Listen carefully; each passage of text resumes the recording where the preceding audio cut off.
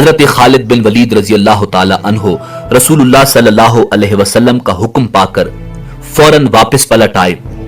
آپ کو واپس آتے دیکھ کر موبت کا پروہت داسیوں سمیت بھاگ گیا۔ جاتے جاتے وہ عزا کے گھلے میں تلوار لٹکا گیا کہ طاقت کی دیوی خود ہی حضرت خالد بن ولید رضی اللہ تعالی عنہ سے نمٹ لے گی۔ حضرت خالد بن ولید رضی اللہ تعالی عنہ عزا کے اصلی بت کو توڑنے کے لیے آگے بڑھے تو ایک لڑکی نے بازو پھیلا کر آپ کا راستہ روک لیا۔ آپ نے پہلے وار میں ہی اس کے سر کو تن سے جدا کر دیا اور دوسرے وار سے خوشحالی اور طاقت کی دیوی پاش پاش کر دی۔ فتح مکہ سے 15 روز بعد حضور نبی کریم رؤوف الرحیم صلی اللہ علیہ وسلم کو خبر ملی کہ بنو ثقف کا حکمران آس پاس کے ساتھیوں کے ساتھ مل کر مسلمانوں کے ساتھ فیصلہ کن جنگ کی تیاری میں مصروف ہے۔ آپ صلی اللہ علیہ وسلم 12,000 مجاہدین کے ساتھ اس خطرے سے نمٹنے کے لیے 27 جنوری 630 عیسوی کو مکہ سے روانہ ہوئے اور 31 جنوری کو حنین کے قریب ایک گہری وادی میں اتر گئے۔ مالک بن عوف نے مسلمانوں کی آمد کی خبر پا کر انتہائی چالاکی سے کام لیتے ہوئے اپنی فوج کو وادی کے پیچ و خم میں یوں چھپا دیا تھا کہ مسلمانوں کو اس کی کانوں کان خبر نہ ہوئی۔ 1 فروری 630 عیسوی کو اسلامی لشکر کا ہر اول دستہ جس کی قیادت حضرت خالد بن ولید رضی اللہ تعالی عنہ کر رہے تھے، گھات میں چھپے دشمن سے بے خبر وادی حنین کے تنگ درے میں داخل ہوا۔ تاک میں بیٹھے دشمن نے اس پر تیروں کی بارش کر دی۔ مسلمانوں کے لیے یہ حملہ قطعی غیر متوقع تھا۔ دوسری طرف مجاہدین کا دستہ جس راستے میں داخل ہو چکا تھا وہ بے حد تنگ تھا۔ مجاہدین پر کئی اطراف سے بے تحاشا تیر برس رہے تھے۔ مسلمانوں کو سنبھلنے کا موقع نہیں مل رہا تھا۔ نتیجتاً ہر اول دستے میں بھگدڑ مچ گئی، گھوڑے بے قابو ہو کر الٹ پڑے۔ حضرت خالد بن ولید رضی اللہ تعالی عنہ اپنے سپاہیوں کو پکار رہے تھے، مگر ایسا شور اور افراتفری مچی تھی کہ کوئی آپ کی آواز نہیں سن رہا تھا۔ ساتھ ہی آپ رضی اللہ تعالی عنہ چند ساتھیوں کی مدد سے حملہ آوروں کو روکنے کی کوشش میں لگے ہوئے تھے۔ آپ کی توجہ بٹی ہوئی تھی۔ دشمن نشانہ تاک کر آپ پر تیر برسا رہا تھا۔ کئی تیر آپ کے جسم میں اتر چکے تھے مگر آپ ڈٹے ہوئے تھے۔ آخر زیادہ خون بہ جانے کے باعث آپ بے ہوش ہو کر گھوڑے سے گر گئے۔ اس دوران ہر اول دستے کے پیچھے آتا اسلامی لشکر بھی اس تنگ راستے میں داخل ہو کر گھات لگائے دشمن کے تیروں کی زد میں آ چکا تھا۔ اسلامی لشکر ابھی ناگہانی برستے تیروں سے نہ سنبھلا تھا کہ شکست کھا کر پسپا ہوتا ہر اول دستہ اس سے ٹکرایا۔ اسلامی لشکر میں شدید افراتفری پھیل گئی اور سپاہی ادھر ادھر بھاگنے لگے۔ اس وقت اگر کوئی میدان جنگ میں ثابت قدم تھا تو وہ رسول کائنات امام الانبیاء جناب محمد الرسول اللہ صلی اللہ علیہ وآلہ وسلم اور ان کے چند جانثار صحابہ کرام رضوان اللہ تعالی علیہم اجمعین، جن میں حضرت ابو بکر صدیق رضی اللہ تعالی عنہ، حضرت عمر فاروق رضی اللہ تعالی عنہ، حضرت علی کرم اللہ وجہ الکریم اور حضرت عباس رضی اللہ تعالی عنہ شامل تھے۔ ناظرین، اس وقت چند مسلمان سپاہی بھاگ رہے تھے اور دشمن ان کا تعاقب کر رہا تھا۔ اس نازک موقع پر حضرت علی کرم اللہ وجہ الکریم نے کمال جرت سے کام لیتے ہوئے حملہ آور دستے کے سالار کو مار گرایا۔ کئی صحابہ پلٹ کر اس دستے پر ٹوٹ پڑے۔ زبردست جھڑپ کے بعد بنو ثقف کا یہ دستہ بھاگ کھڑا ہوا۔ اب جنگ کا پانسا پلٹنے لگا تھا۔ اسی دوران رسول اللہ صلی اللہ علیہ وسلم کی نگاہ درے میں پڑے زخموں سے چور بے ہوش بنی مخزوم کے شہزادے خالد بن ولید پر پڑی۔ آپ نے جب دیکھا تو فوراً ان کے پاس تشریف لے گئے اور ان کے جسم پر سر سے پاؤں تک پھونک ماری، جس پر حضرت خالد بن ولید رضی اللہ تعالی عنہ نے آنکھیں کھول دی۔ آپ صلی اللہ علیہ وسلم نے حضرت خالد بن ولید رضی اللہ تعالی عنہ کی آنکھوں میں آنکھیں ڈال کر فرمایا، خالد اٹھو، خالد اٹھو، مسلمانوں کو تمہاری ضرورت ہے۔ خالد فوراً اٹھ کھڑے ہوئے۔ आप सल्लल्लाहु अलैहि वसल्लम के हुक्म पर खालिद बिन वलीद रजी अल्लाह ताला अन्हो के जिस्म से तीर निकालकर पट्टी बांध दी गई। रसूलुल्लाह सल्लल्लाहु अलैहि वसल्लम के अल्फाज ने हजरत खालिद बिन वलीद रजी अल्लाह ताला अन्हो के जिस्म में एक नई रूह फूंक दी थी।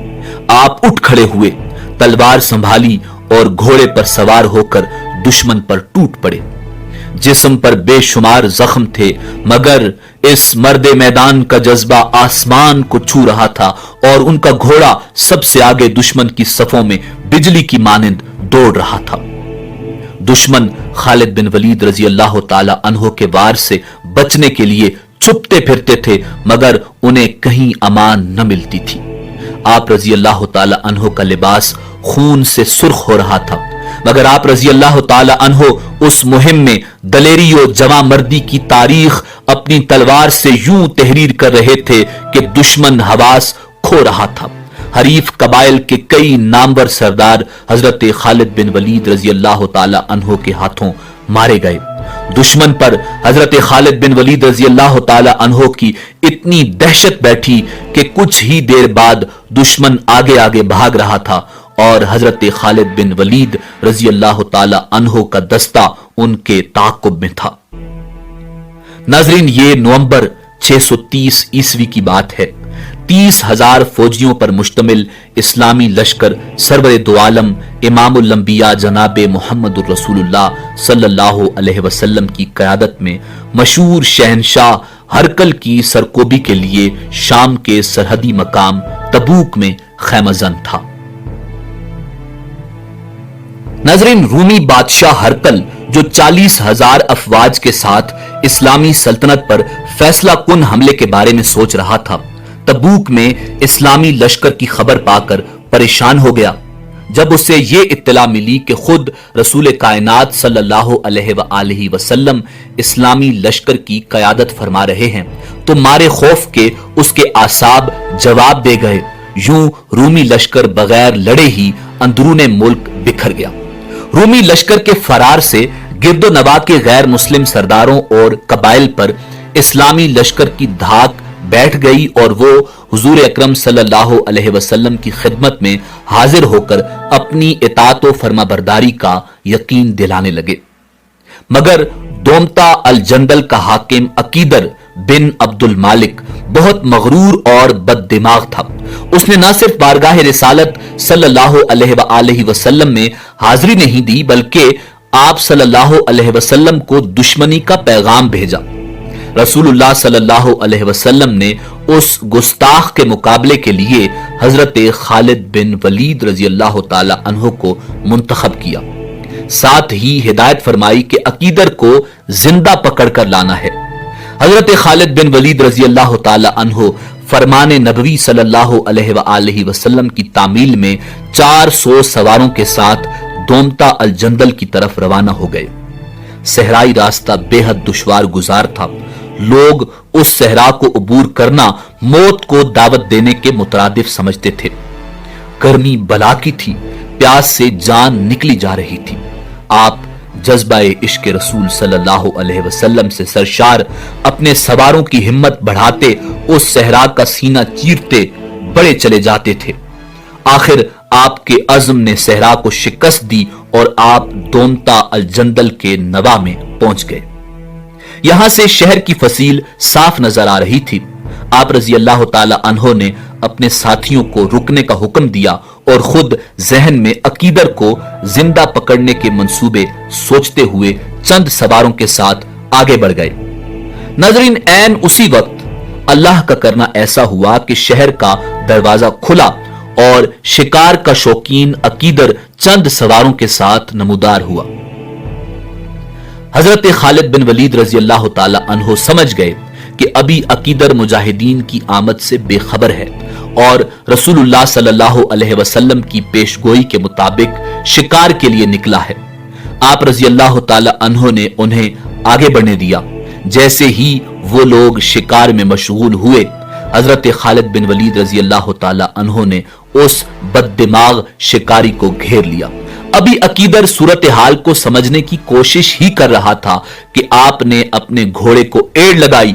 घोड़ा तूफान की तरह अकीदर के घोड़े की तरफ बढ़ा और हजरत खालिद बिन वलीद रजी अल्लाह ताला अन्हो ने अपने ताकतवर हाथों से पलक झपकते में अकीदर को उसके घोड़े से उचक लिया। शिकारी खुद शिकार हो गया था। अकीदर को बांधकर उसी के घोड़े पर डाल दिया गया। फिर वापसी का सफर शुरू हुआ और आखिरकार हजरत खालिद बिन वलीद रजी अल्लाह ताला अन्हो ने हस्बे हिदायत रसूलुल्लाह सल्लल्लाहु अलैहि वसल्लम अकीदर को खिदमत अक़दस में हाजिर कर दिया। नाज़रीन, अकीदर ने अपने रवैये पर मुआफी मांगी।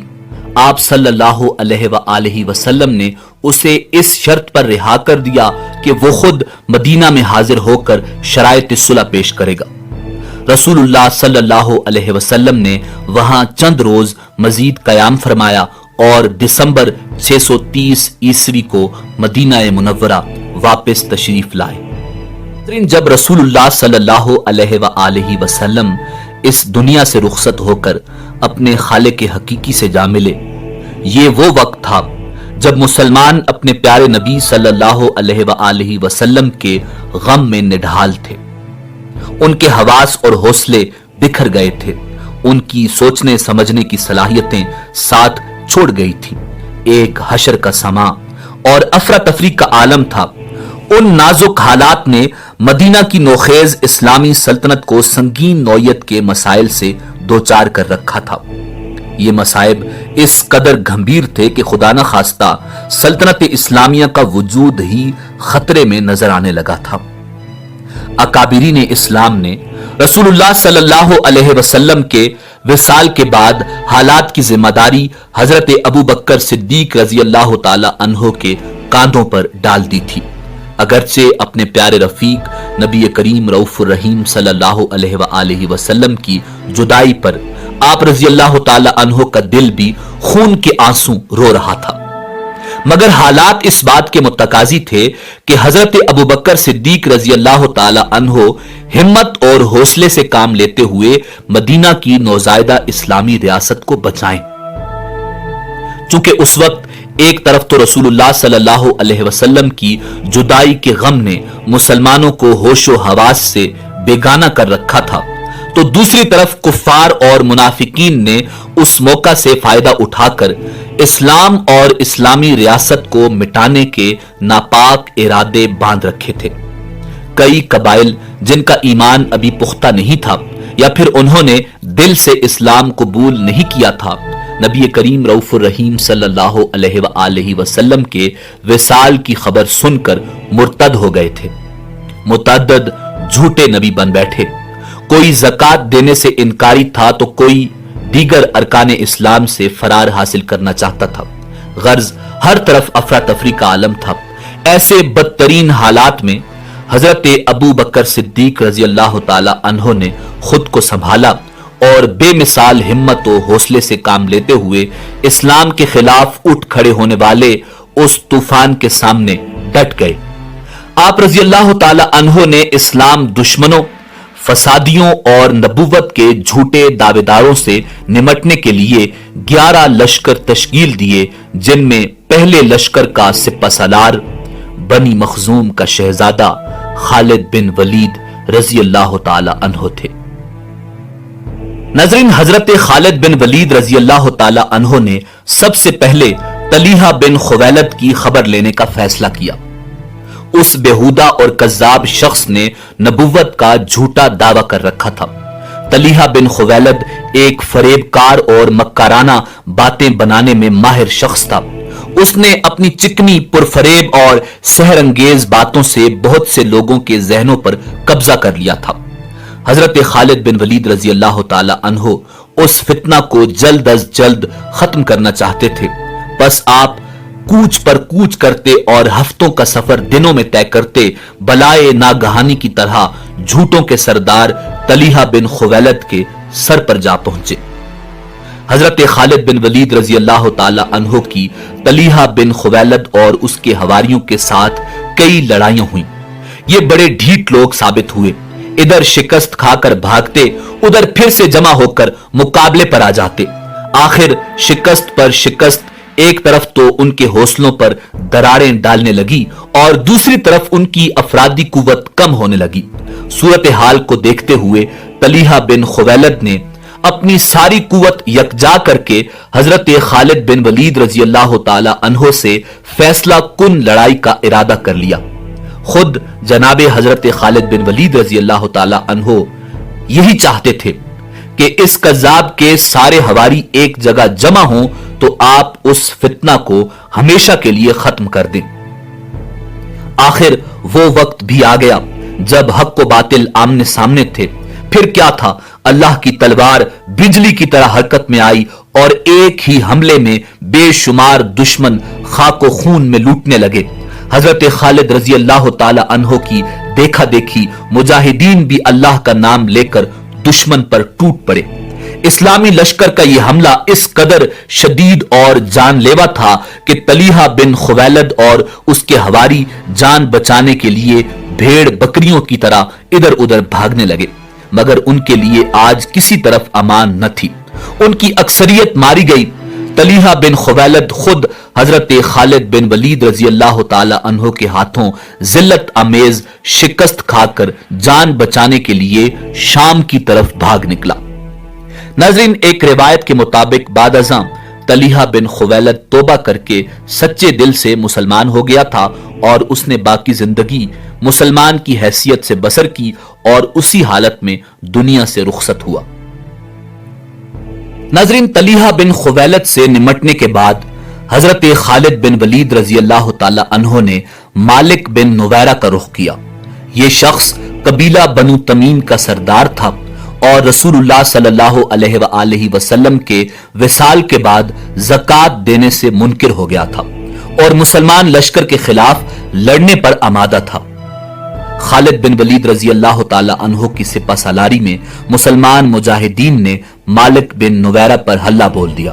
دیکھتے ہی دیکھتے بزدلوں اور مرتدوں کا یہ ٹولہ میدان چھوڑ کر بھاگ نکلا۔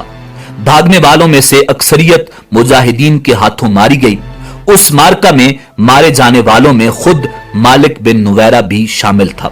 اسلام کا ایک اور دشمن اپنے حواریوں سمیت حضرت خالد بن ولید رضی اللہ تعالی عنہ کے ہاتھوں اپنے انجام کو پہنچا۔ ناظرین، اب حضرت خالد بن ولید رضی اللہ تعالی عنہ نے مسیلمہ کذاب کے ساتھ دو دو ہاتھ کرنے کا فیصلہ کیا۔ مسیلمہ کذاب انتہائی جھوٹا، مکار اور فریبی شخص تھا۔ اس بد فطرت کی فریبکاریوں کا اندازہ اس بات سے لگایا جا سکتا ہے کہ اس نے نہ صرف معاذ اللہ نبوت کا جھوٹا دعویٰ کر رکھا تھا، بلکہ اس بےہودہ شخص نے نبی کریم صلی اللہ علیہ وآلہ وسلم پر یہ بہتان لگایا تھا کہ آپ صلی اللہ علیہ وسلم نے اسے اپنا سانجی اور شریک بنا رکھا تھا۔ اس نے اپنا ایک باقاعدہ لشکر تشکیل دیا جو نہ صرف تعداد کے لحاظ سے ایک بڑا لشکر تھا بلکہ جدید اور وافر جنگی سامان سے بھی لیس تھا۔ ناظرین، اصل میں اس کذاب کی سرکوبی کے لیے خلیفہ اول حضرت ابوبکر صدیق رضی اللہ تعالی عنہ نے حضرت اکرمہ رضی اللہ تعالی عنہ کو مقرر کیا تھا اور ان کی مدد کے لیے حضرت شرجیل رضی اللہ تعالی عنہ کو روانہ کیا تھا اور فرمایا کہ جب تک حضرت شرجیل رضی اللہ تعالی عنہ وہاں نہ پہنچے مسیلمہ کے ساتھ جنگ نہ چھیڑی جائے، مگر حضرت اکرمہ رضی اللہ تعالی عنہ نے جوش میں آ کر حضرت شرجیل رضی اللہ تعالی عنہ کے آنے سے پہلے ہی مسیلمہ کذاب کی فوج پر حملہ کر دیا۔ ایک تو حضرت اکرمہ کے پاس فوجیوں کی تعداد بہت کم تھی، دوسرا وہ بہت زیادہ جنگی تجربہ بھی نہیں رکھتے تھے، جس وجہ سے حضرت اکرمہ رضی اللہ تعالی عنہ کو مسیلمہ کذاب کے ہاتھوں شکست کا سامنا کرنا پڑا۔ بالکل یہی غلطی حضرت شرجیل رضی اللہ تعالی عنہ نے دہرائی اور حضرت خالد بن ولید رضی اللہ تعالی عنہ کے پہنچنے سے پہلے ہی دشمن سے جا ٹکرائی۔ اس لڑائی کا نتیجہ بھی شکست کی صورت میں ہوا۔ دو مسلمان سپہ سالاروں کو شکست دے کر ایک طرف تو مسیلمہ کذاب اور اس کے لشکریوں کے حوصلے بڑھ گئے تھے، تو دوسری طرف اس نے یہ دلیل دینا شروع کر دی تھی کہ اگر وہ نعوذ باللہ برحق نبی نہ ہوتا تو حضرت اکرمہ اور حضرت شرجیل جیسے جلیل القدر اصحاب اس سے ہرگز شکست نہ کھاتے۔ اس کا نتیجہ یہ نکلا کہ سادہ لوگ اس قذاب کے جھانسے میں آسانی سے آنے لگے، جن کی بدولت اس کی فوجی اور سیاسی قوت بڑھنے لگی۔ اب اس قذاب کے فتنے کا فوری خاتمہ بہت ضروری ہو گیا تھا۔